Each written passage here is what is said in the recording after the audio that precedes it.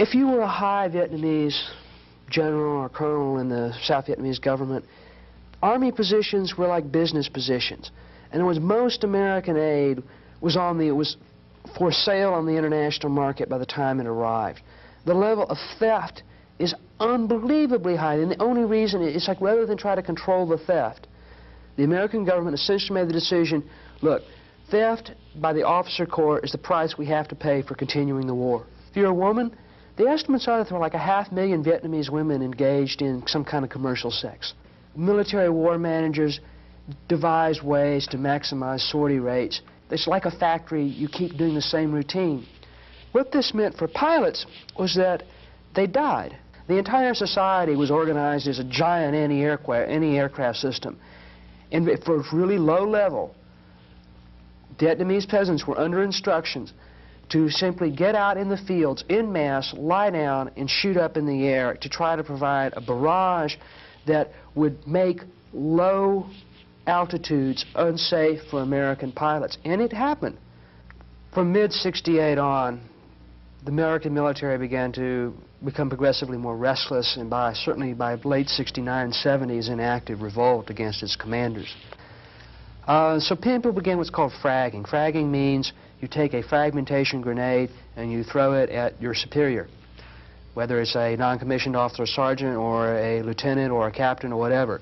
It was a way to tell higher command not to treat the ground troops' lives frivolously. My analysis says the U.S. had to get out because we couldn't fight, because we had an army that wouldn't do it anymore. The second in our two-part series on the Vietnam War, featuring the author of the book, The Perfect War. We find out if the military-industrial complex has learned anything tonight on Alternative View.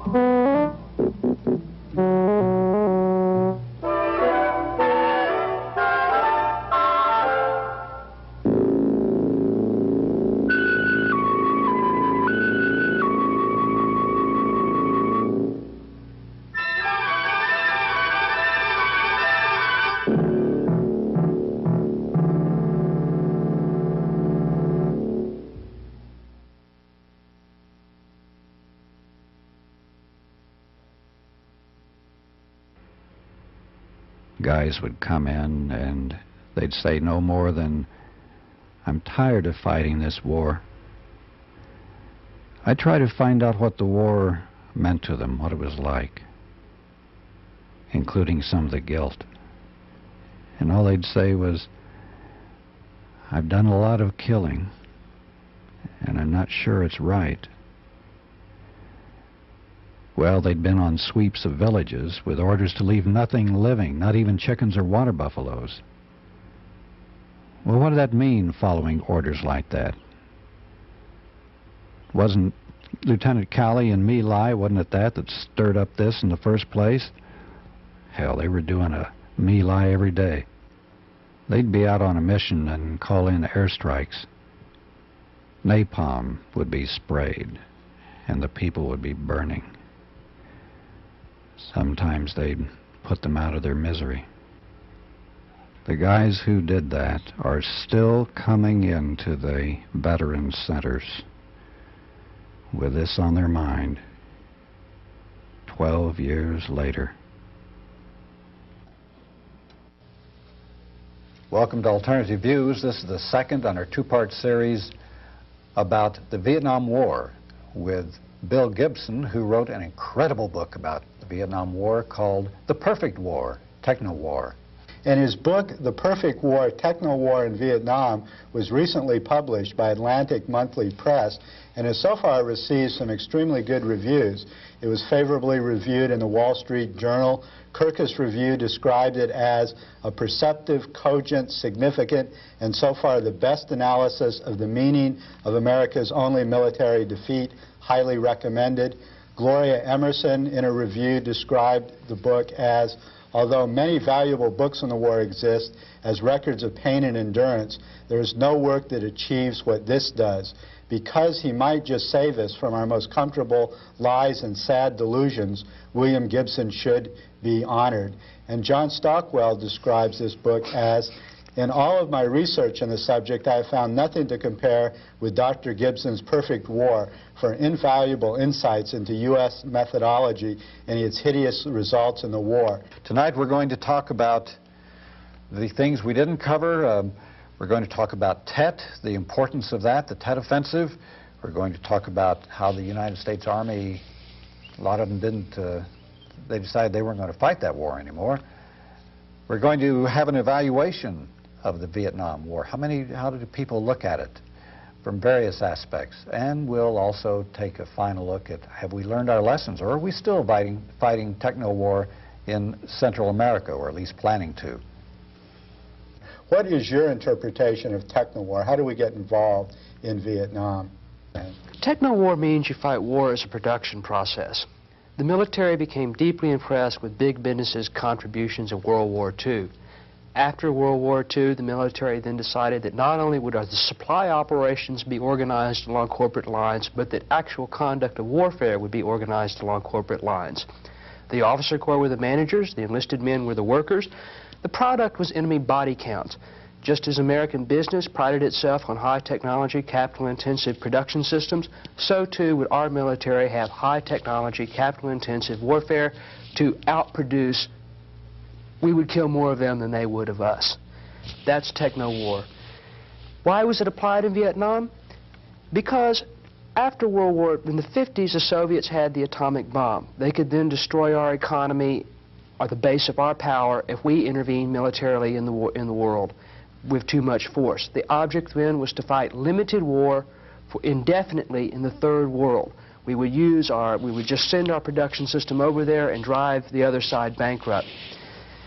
Why Vietnam? Americans saw communism not as another type of social organization, as another culture, as another political system, but instead they saw Americans as the good, the natural, the godlike, and the communism was a foreign other, an alien kind of being. The world was divided into simply two types of people, communist and non-communist, and therefore it was like debit or credit, their side or our side. By the time the Vietnamese overthrew the French in the late 50s, we had our theory of limited war intact, we had our conventional forces ready to go. By the late 50s, Vietnam was simply a convenient place to test out this new theory of warfare, techno-war, and a place to drive the foreign other back. In fact, you pointed out something fascinating in your book about how a major part of U.S. support at a certain part of the war was to win the hearts and the minds of the Vietnamese through importing U.S. commodities to them. Yes. And the U.S. government actually put up the money to import these commodities and created the whole infrastructure for it. And rather than winning the hearts and minds of the overwhelming majority of the Vietnamese people, it just created more corruption and inequality. Do you want to talk about that aspect of U.S. policy? It's just hard for us to realize how much money was poured into that country in so many ways. If you were a high Vietnamese general or colonel in the South Vietnamese government, Army positions were like business positions. And most American aid was for sale on the international market by the time it arrived. The level of theft is unbelievably high, and the only reason, it's like rather than try to control the theft, the American government essentially made the decision, look, theft by the officer corps is the price we have to pay for continuing the war. So therefore, in order that something reaches the Vietnamese people, we'll just send more and more and more. And there was an element of truth in that, but also the greater truth was that simply corruption became compounded and the riches became greater. We're talking about millions and millions upon hundreds of millions of dollars made, or even currency manipulation. Currency fraud was endemic. If you knew how to play the game, you could get rich simply by exchanging your money from dollars to piastres to military script and back again.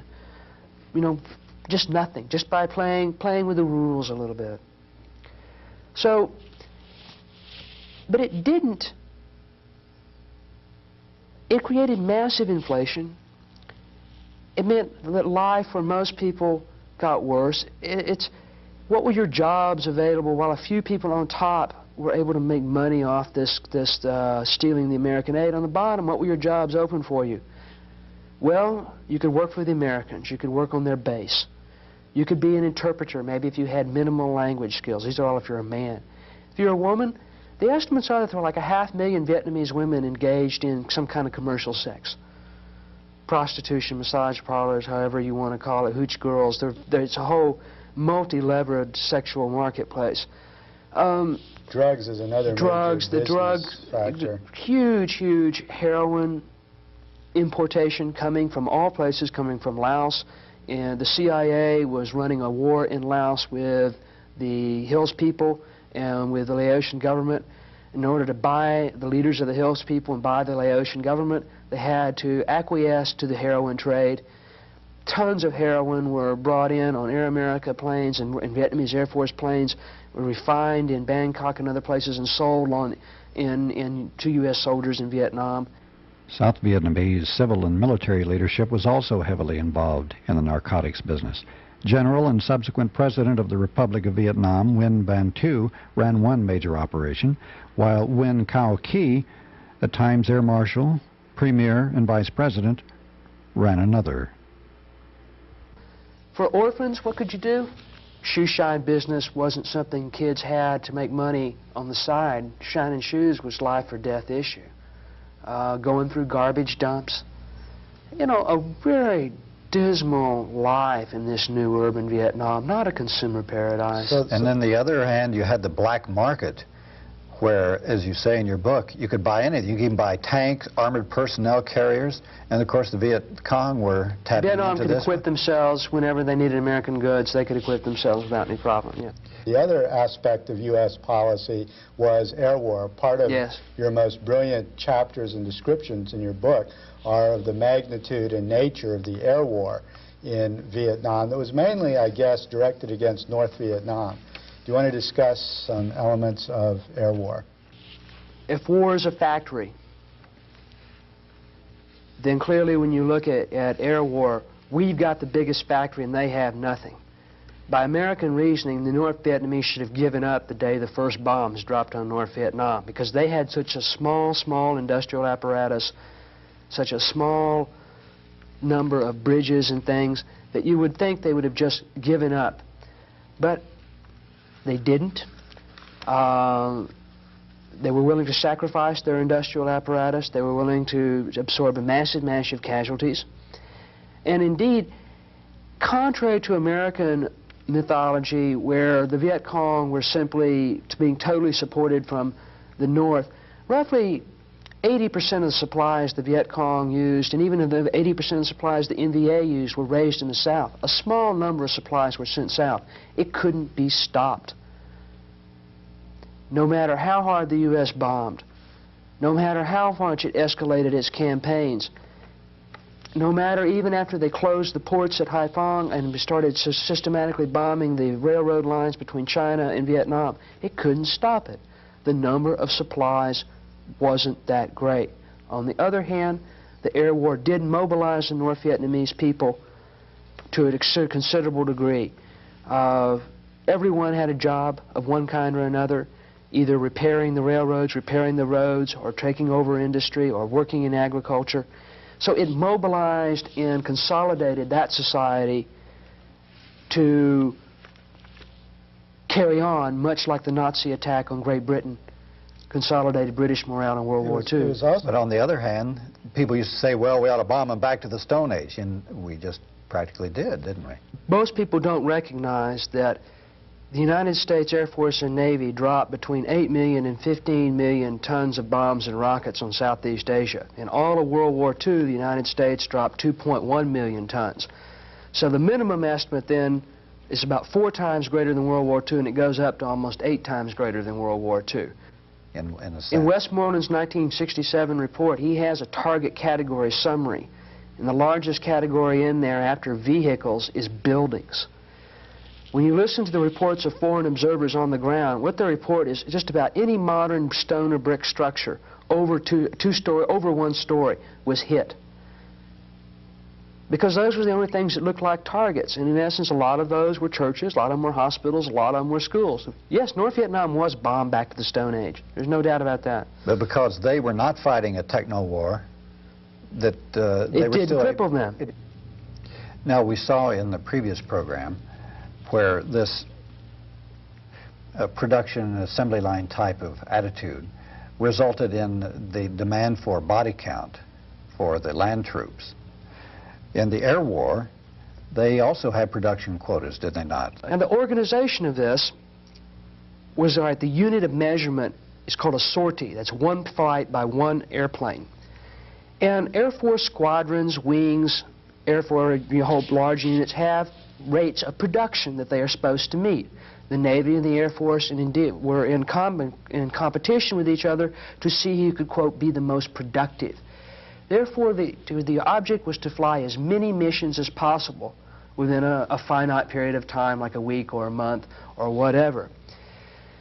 So rather than pay attention to really what you were bombing or to pay attention to the safest way to protect your pilots and the way to minimize civilian casualties, instead, military war managers devised ways to maximize sortie rates and consequently entered into serious irrational behavior. They, like in ground war, where U.S. commander treated their own ground troops as expendable, higher command treated pilots as expendable.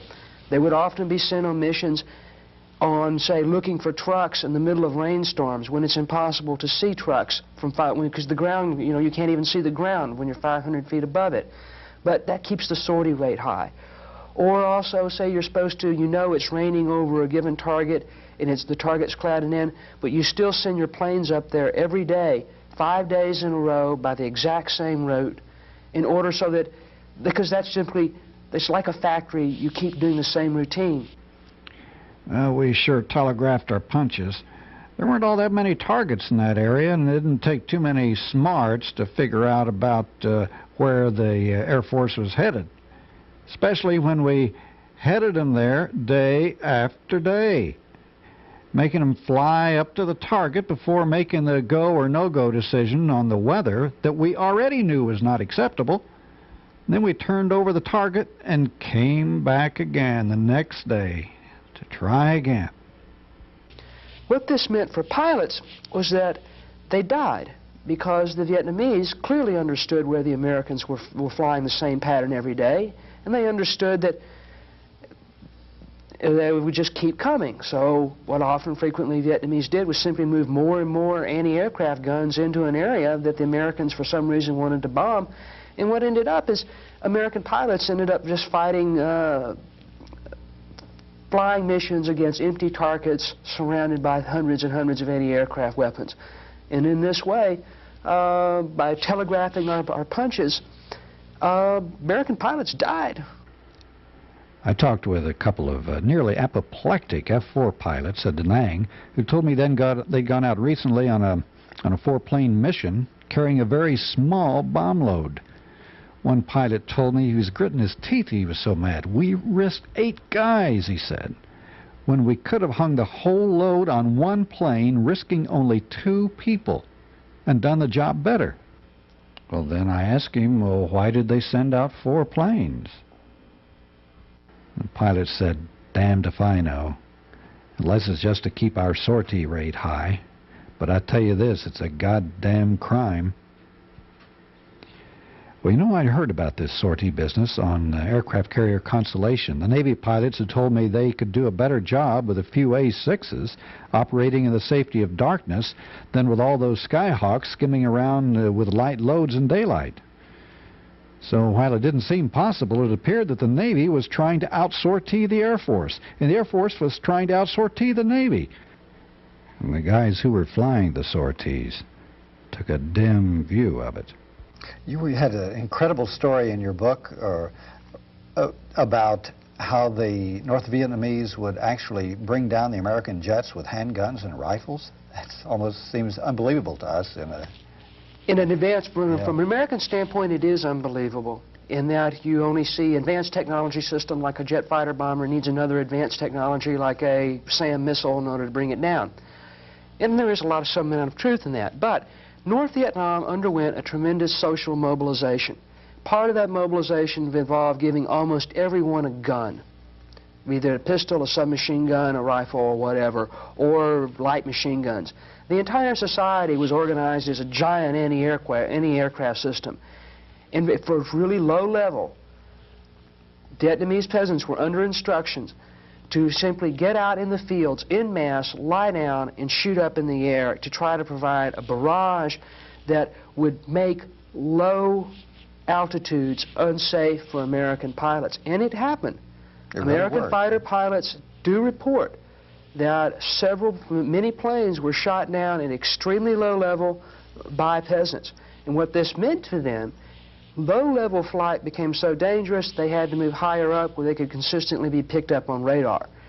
In other words, it isn't just that peasants could shoot down planes, it's that they denied an airspace to Americans that made all air operations more hazardous.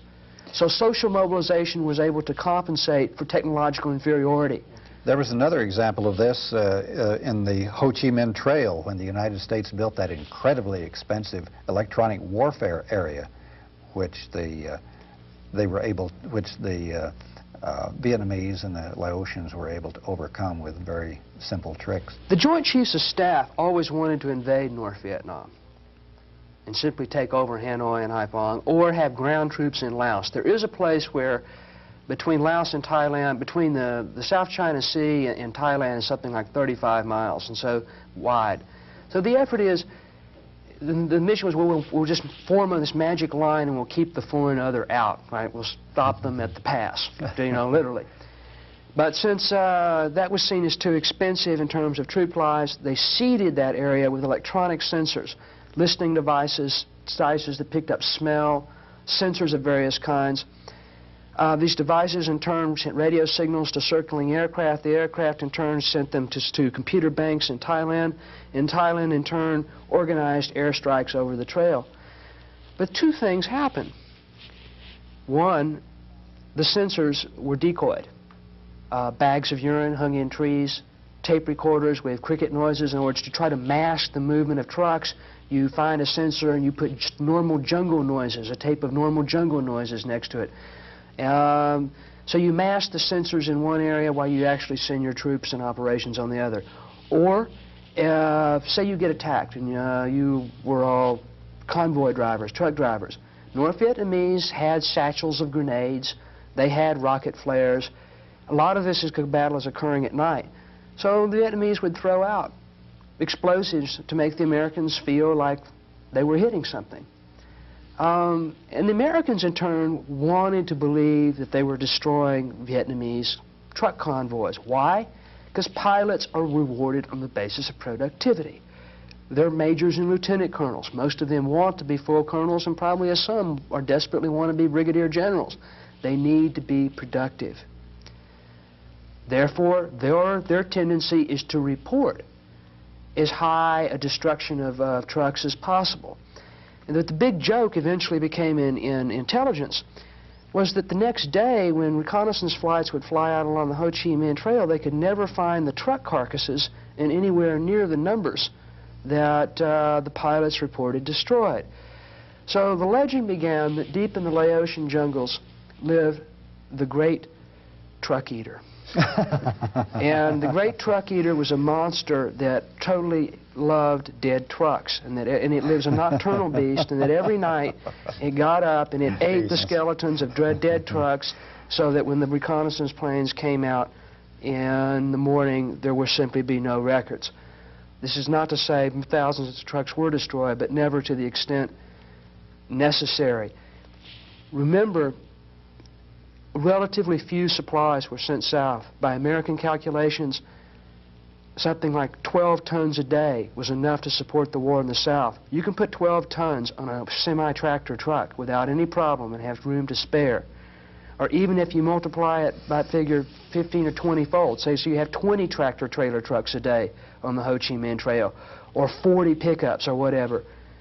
That's still such a small number that even a very extensive air war has a hard time or cannot stop that level of supplies. Bill, most of the military generals and participants in the war whose memoirs you read and documents you studied indicated that the U.S. really won most of the battles of the war, that the U.S. In their records, yes. Right, was on its way to victory, and in particular there's a right-wing revisionist view that the U.S. could have won the war at the time of the Tet Offensive.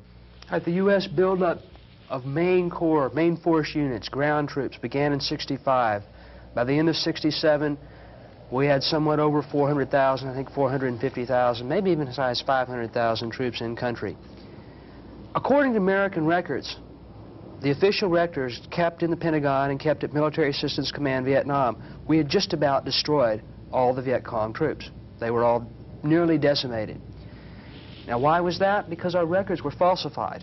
Right. As we began, as I talked about last time, once you move into war's production process and the officers or managers, they lose their sense of fidelity to their subordinates below and sense of their fidelity to the truth. Upward mobility, just like in business where man would be going up, up the ladder is the name of the game. That was the ladder in the military. The currency in warfare was to report the body count. So everybody upped their body count. Fake body counts were routine, not the exceptional. And at each level, the body counts kept getting higher and higher. As the reports went up the chain of command, the larger the figures became.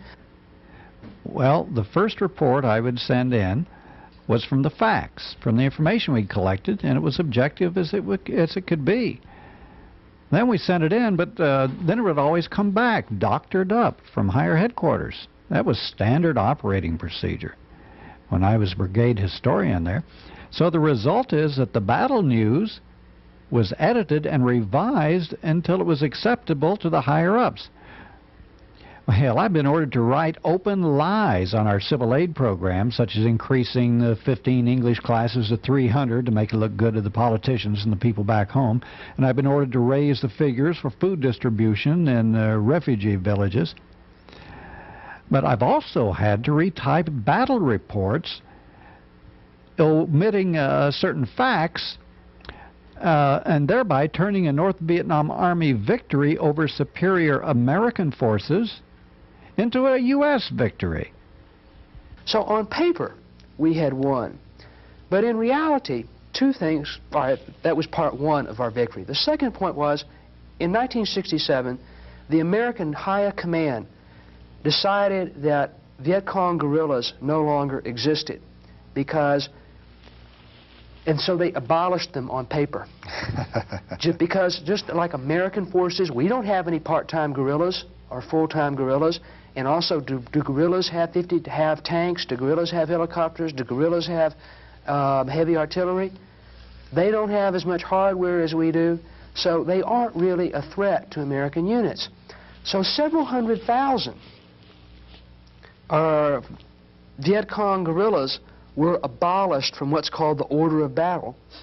So once you eliminate the guerrillas on paper, and then you have a lower total estimate of enemy forces, and you have an inflated estimate of how many of those you've killed, well, we'd won. Lyndon Johnson desperately needed a political victory in the fall of '67. So he got General Westmoreland to come back and say, we're winning, that we're soon going to enter into phase 3, and that is we're going to mop up for a couple of years. Now, what was happening in reality? In reality, the Viet Cong forces, the local forces, had expanded radically from 1964 through late 1967. According to U.S. figures, there were only about 200,000 Viet Cong. But when one CIA man started going through the files and trying to refigure things, he calculated about 500,000. And let's understand what that means. If the CIA man is doubling the estimate, that essentially means they don't have any idea of how many of them are there, but it means a double is probably the highest figure he can get away with and still be listened to by anyone. So, in reality, the enemy is gaining strength. We have through the Viet Cong. We have North Vietnamese participation still around 50,000 troops a year being sent south in the border zones along the Cambodian and Laotian borders, and in certain the I Corps, the north of the country. And the U.S. strategic offensive had failed of search and destroy. The bombing operations had failed.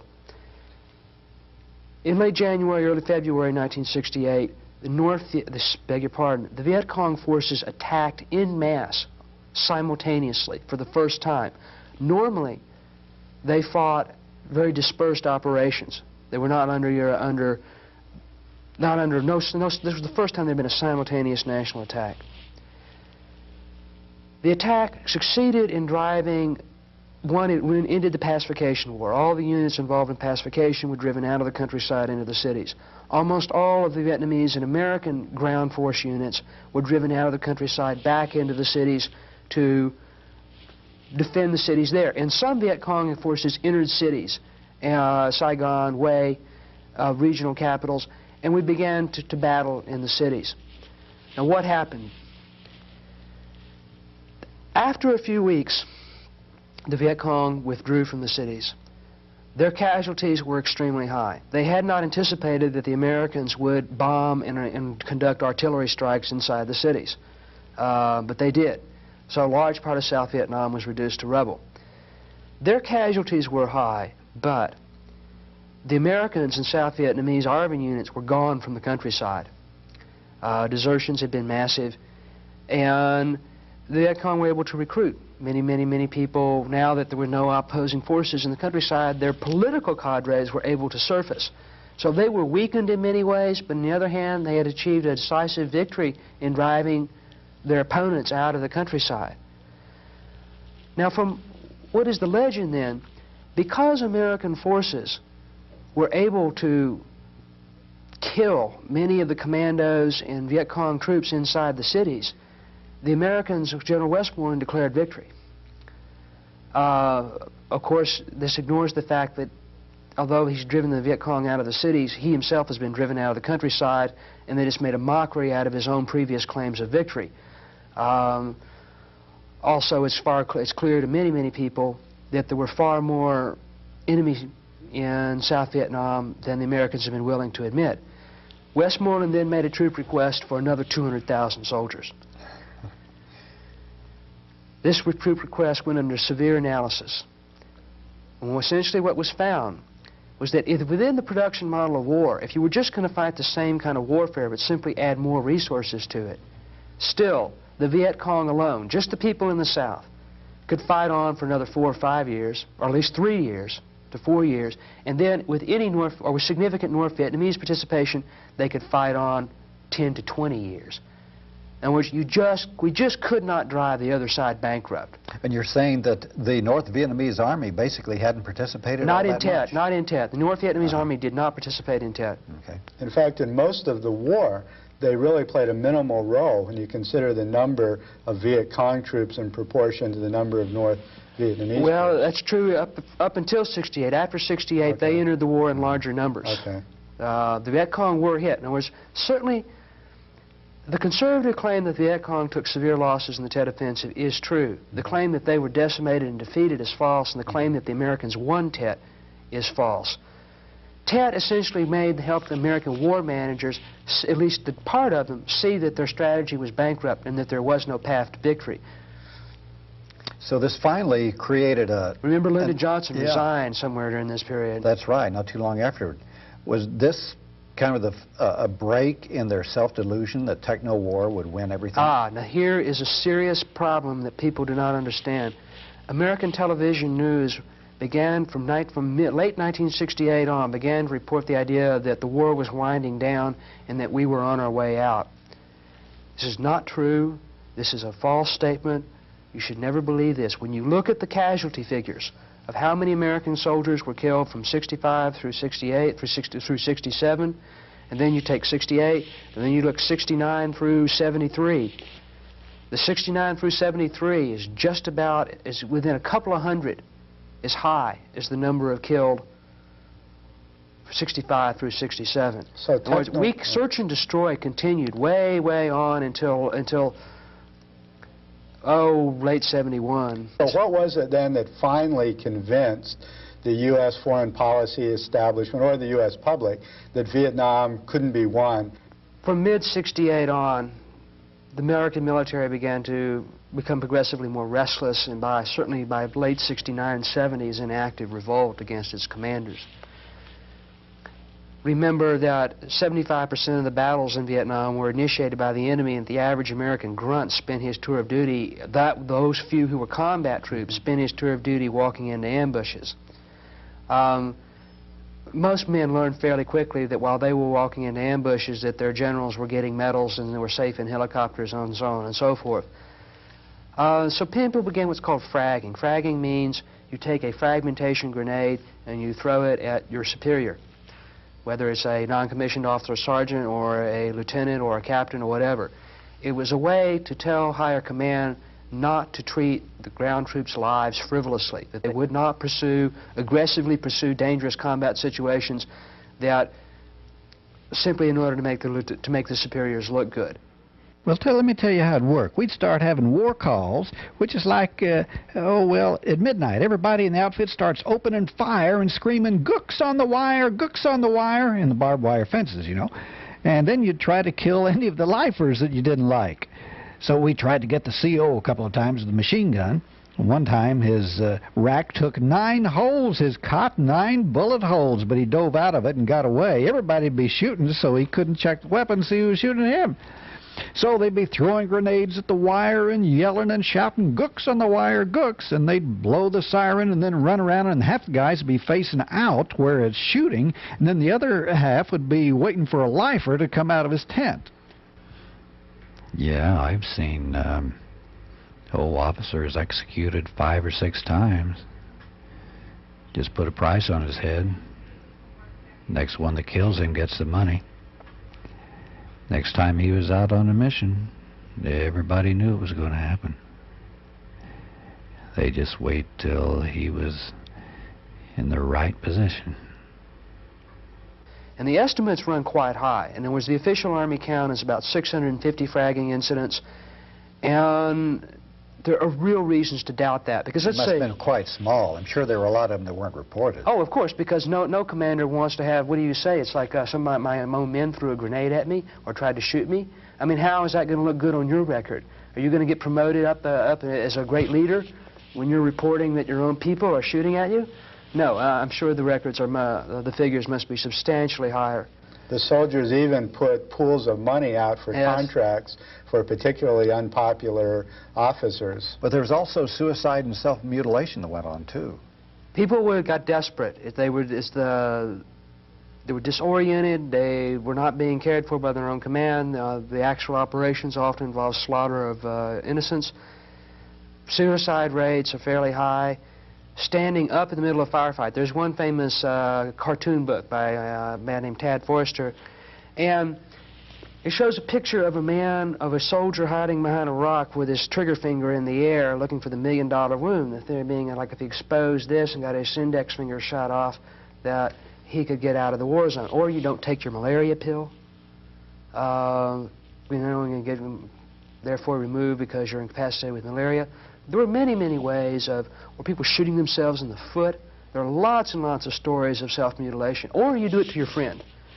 In other words, if your friend has, say, been wounded twice and you're on a particularly dangerous mission and he's had a premonition of death, which was taken very, very seriously, all combat soldiers are deeply superstitious, then sometimes you shoot or you stab your friend, not in a vital place, but to wound them enough to get them out. You can't fight a war this way. You cannot fight a war where people are you going search and avoid? Also, yeah, search and avoid. That was a very prevalent thing too. Instead of search and destroy, search and avoid. That is, you go out and you play war. You try to you go out and you smoke some dope or and you fake some radio reports, or you generally try not to engage the enemy. Yes. We talked about it every day. All the guys felt the same way. We just weren't accomplishing anything. In fact, some guys were so depressed and disgusted they was killing themselves. Some guys were taking hand grenades and blowing themselves away. They couldn't take the strain anymore. God, it was really heavy. I don't think a lot of this stuff was reported. GIs would just kill themselves. And the Army would probably send the stats home that the guy was killed or missing in action. And did the anti-war movement at home have any effect on these soldiers in creating a sense of what they were doing was wrong, that they were victims, they were making mistakes? Did that have impact, you think, on the soldiers? There was a wide coffee house, GI coffee house movement. The anti-war movement tried to set up coffee houses near U.S. bases to promote literature and things. But honestly, when you read soldiers' memoirs and novels, they honestly don't talk about the anti-war movement very much. It's not to say there wasn't an influence, but they talk about reacting to the situation of warfare that they're in. The one that, the moral qualms are the moral qualms that are seen on the battlefield. The one clear influence of the anti-war movement is nobody wanted to be the last man to die in Vietnam. I mean, once it was stated that the U.S. was going to withdraw eventually, that made it more difficult. There was one place in your book where you said that this actually was a class warfare that was going on, and that black soldiers were at the forefront of the fragging and the revolt. Let's remember who went to Vietnam. After World War II, the U.S. military decided that too many college-educated men had been killed, and that the danger of this was that it was going to hurt the scientific base of the country. If the scientific base of the country was hurt, we couldn't have the next generation of weapons. So the idea of the 2S deferment, of the college deferment, was to keep the pool alive. What this meant was, remember, this is an era of very few student loans, very few scholarships, so on and so forth. It meant that the sons of the middle class could go to college, where the sons of the working class went to the military. In the military itself, military needs vast numbers of white-collar skills. So if you had any kind of like clerical skills, like middle-class people often do, typing, filing, so on, you could more readily get a non-combat job. What this translated into is that once you got down to the point of who was in your infantry units, your armor and artillery, they were disproportionately minorities and rural whites, poor urban whites. So we had a working class, largely working class military, combat military, whereas a more middle class anti-war movement and a more middle class logistic apparatus in the military. So it was a class revolt. A class revolt. No, I wouldn't call it a revolution. We're not talking about these people were not socialists now. But it is sort of like, let's revolt against the manager, yes. It's not in our interest. They're exploiting and using us. Yes. Yeah, and it's certainly among black soldiers, they were definitely influenced by the Black Power movement. Racial consciousness and critical consciousness was very paramount. And there were many of the tie signs, of bonding signs of, the skin and special handshakes, so on and so forth. How would you evaluate the mass media handling of Vietnam then and now? I spent a long time looking at the tapes, and I was close. It's like I'd finished my outline. I was going to write a book about television news coverage of the war, and I decided to think, well, what was not on the news frame? What I saw, and that's consequently I wrote this other book, The Perfect War. What's on the news is a lot of pictures of helicopters, a lot of pictures of jets, a lot of pictures of tanks, a lot of hardware. In other words, techno-war was the major representation, too, visual representation. And along with these presentations of these beautiful weapons, I remember my favorite was an ABC show, an ABC series, where they first went out and they see the Battleship New Jersey. Battleship New Jersey had just been recommissioned in '69, and we see it. Here's this 16-inch guns, and there's this giant 30-foot phallus that the camera looks down, and the guy starts talking about it. Shoots a 250-pound projectile 16 miles. It'll go through 32 feet of reinforced concrete, or maybe I have it the other way. Maybe it's 32 miles, 16 feet of reinforced concrete. I forget, and it's a 250-yard kill radius. And it's simply like the man is the correspondent to become a salesperson. And like I thought, gosh, I too want the Battleship New Jersey, This is just cool beyond belief. And then the film cuts, and there's another correspondent, and he's on the bank of a river, and it's about the VC flying trash can. And do you remember the Roadrunner rockets, about Wile E. Coyote was always getting something from Acme Rocket Company that always kind of looked like a trash can on a stick with a kind of like triangle on top of it? That's exactly what this rocket looked like. It was obviously of a homemade crude rocket. And the contrast is so great, and it seems like American victory is so ensured because of our technical superiority. Of course, what they don't point out, the Viet Cong who fires that rocket knows exactly what he's shooting at. Was the battleship New Jersey very rarely knew where its bullets were flying. So that's what the people saw. People saw that. People did not see very many dead people. There were very few. The death convention on the news was much like a war movie or westerns. No real gore.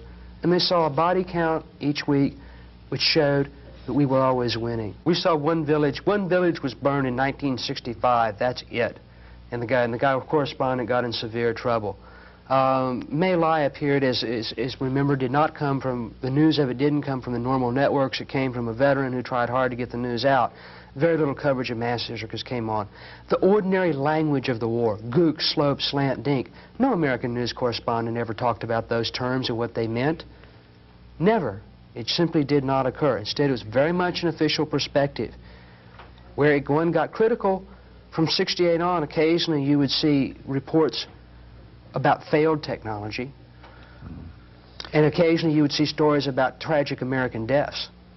But it was sort of like a human interest tragedy becomes the limit of criticism rather than any kind of explanatory notion of why we aren't succeeding. Bill, let's talk about an evaluation of the Vietnam War. A lot of people have written books about it, historians and generals, and et cetera. Well, let's end it, just to come back to where we started, to this other point. My analysis says the U.S. had to get out because we couldn't fight, because we had an army that wouldn't do it anymore. Now, you could move to Air Force campaigns, but Air Force campaigns have their problems, too. You can't hold ground with airplanes. Sending money to the South Vietnamese, they were corrupt. They just had more money to be corrupt with.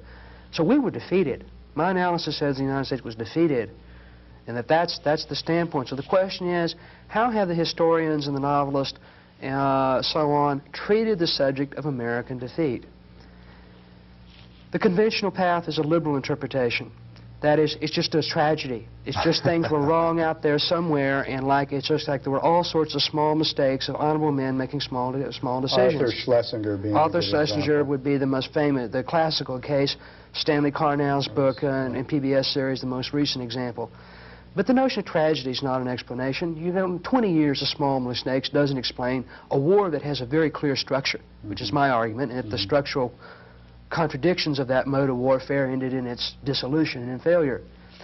The second school, the most prominent right now, is that the U.S. lost because of self-imposed restraints. Self-imposed restraints is a military term often used in Joint Chiefs of Staff documents calling for escalated air war. And their vision is that the United States should have invaded North Vietnam in 1966 and taken Hanoi and Haiphong. Of course, the only problem with that, every one of those peasants who had those guns shooting against the aircraft, the jet fighter pilots, they were also organized and prepared for invasion. And Doug, you mentioned you mentioned the fact that the North Vietnamese didn't have very many troops in the South. That was one of the major reasons. It wasn't that they didn't want to help their comrades and their southern comrades. It was troops were being held back in part to protect the home front against a possible American invasion. According to Giap, the plan to fight a U.S. invasion was to let local militia and regional forces fight for the first day to 2 days. So once the Americans were tired, after 24 to 48 hours of constant combat, then the North Vietnamese army would enter the scene.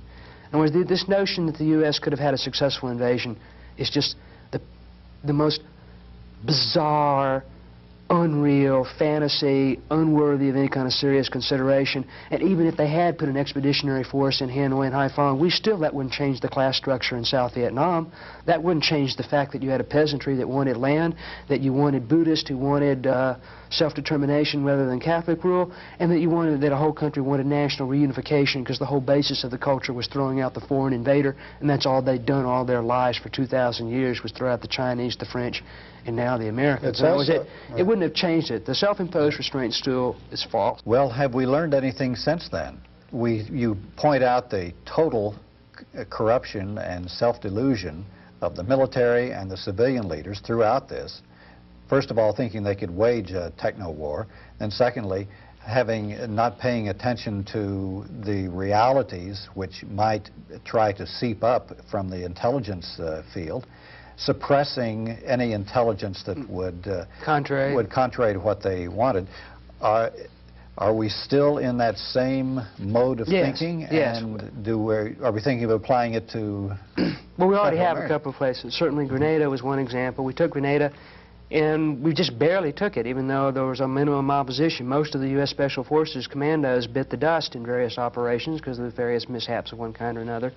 Also, the military's analysis is, well, not only did we fight with one hand tied behind our back, but we fought too slow. We needed more rapid escalation.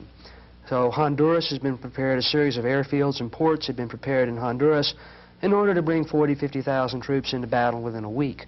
They have the facilities for this. And they still have, many of the military have the delusion that they could probably take Managua and a few other places in a couple of weeks, rather than an extensive Central American war which would escalate tremendously, because the Nicaraguans have no choice except to expand the war outside of Nicaragua to make the battlefield bigger. If the battlefield's bigger, then the United States has to disperse its troops. If its troops are dispersed, you can't achieve victory. Back to Vietnam. Back to Vietnam. Sounds like they haven't learned a thing. They have not learned a thing. But then most haven't learned a thing. There are veterans, of course, in the U.S. who certainly don't want to see this. There are probably parts of the military in very subordinate positions who don't want to see a major escalation. But generally we're on track for another kind of major intervention. Whether or not it will be, since the Iran Agua crisis has emerged, that may be off for a while. I don't know. But there's certainly Philippines. There's another growing insurgency there. The chances for another major intervention and another series of self-delusions are very, very high, because the people, the officer corps who were successful in Vietnam are the people who are in charge now. The people who were the dissidents, the few handfuls of lieutenant colonels and majors who just got repulsed, they got out. They resigned. Most of them did. Ironically, the Army itself recognized this in 1970 in a War College study, which indicated that there is a significant difference between the ideal Army values such as honesty, integrity, bravery, justice, and responsibility, and the real values which are practiced by the military in order to promote career advancement. Here is the study's conclusion. The present climate does not appear to be self-correcting. The human drives for success and recognition by seniors, sustained, if not inflamed, by the system of rewards and management which cater to immediate personal success at the expense of moral and ethical values, would appear to only be perpetuated by the current environment. The fact alone that the leaders of the future are those who survived and excelled within the rules of the present system militates in part against any self-starting incremental return toward the practical application of ideal Army values. And then the final reason I note the problem of learning is that there are cultural reasons that make the American people want to believe the self-imposed restraint school. And that is, we are used to the tradition of the cowboy who comes in and saves a society against the enemies when the power structure cannot defend itself. The idea of a weak authority that has to be saved by a warrior shows up in many places in American culture. In the Western, in the detective hero is outside the law. All the Superman and the Masked Avenger figures of the 20s and 30s certainly are able to foil criminals that legal authorities cannot. But also, isn't there a deep belief that technology cannot fail certainly in American culture, that if we have enough technological or military force, we can't help but win a war? It's hard not to believe in your hardware. Americans don't learn about social relations. They don't learn about class structure every day in the newspaper or about cultural history every day in the newspaper.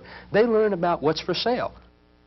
Then what is the lesson of Vietnam concerning the limits of techno-war, the situations in which techno-war can destroy, but it cannot achieve victory. It can destroy land, it can destroy people, but it can't create a government, it can't create a culture, it can't create a society. I mean, this was another thing we tried to do in Vietnam, to impose the model of the consumer society on them and American-style supposed democracy, where there'd be elections, in situations where these just couldn't work. Oh, well, it did work in a way. In other words, yeah, people can become corrupted. They did get into their drugs and their Hondas and things, but it just doesn't build a stable society. It doesn't build, it doesn't build people who are willing to die for that society. That was the whole problem they had. You had plenty of corrupted Vietnamese, but when it looks like things were near, they weren't willing to go out and defend Saigon to the death, or not. They bought their tickets out to the United States. Whereas the peasants were willing to fight to death just for land. Yes. And just for getting rid of their landlords or local oppressors. Yes. It made perfect sense to them. And there's been this problem, this so-called Vietnam syndrome, which our leaders have been complaining about all these years, as if there was a sickness in the land. The Americans, a loss of will to fight, yes. But it looks like the American public had a clearer picture of what the war was all about than the leaders. But how would you assess that, and do you think that they were overcoming that Vietnam syndrome now so that they can... Well, I don't think the American public ever had an idea what was wrong. They just knew something was wrong and that it wasn't getting better. In fact, I think indeed their fuzziness made it easier for people to believe the self-imposed restraint school, to believe that we lost because we didn't fight hard enough.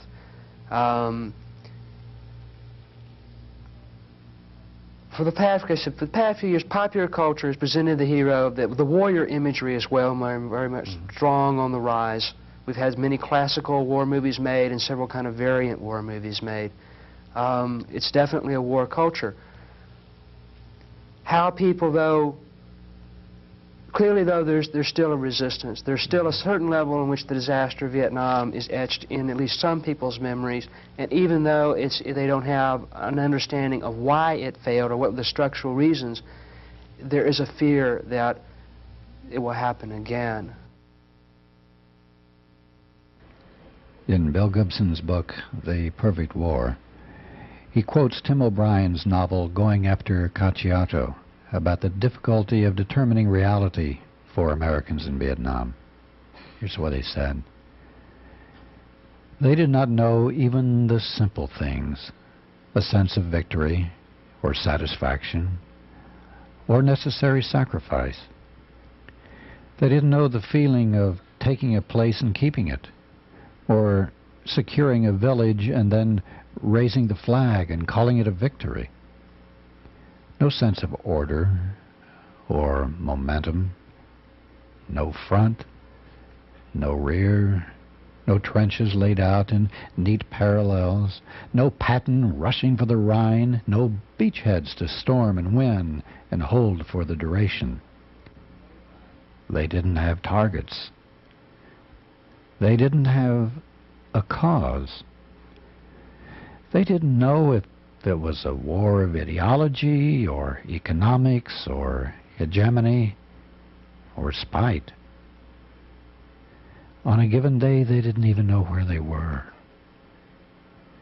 They didn't know the terms of war, its architecture, the rules of fair play. When they took prisoners, which was rare, they didn't know how to question or to ask, or whether to release a suspect or to beat on him.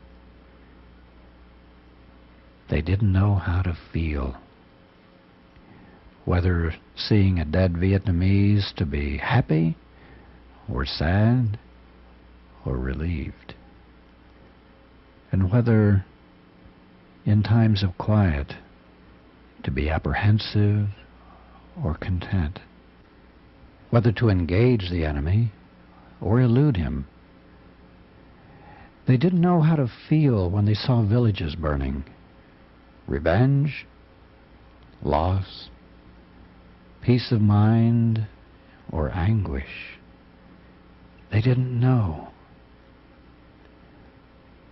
All these uncertainties never articulated in war stories. Emotion squandered on ignorance. They did not know good from evil.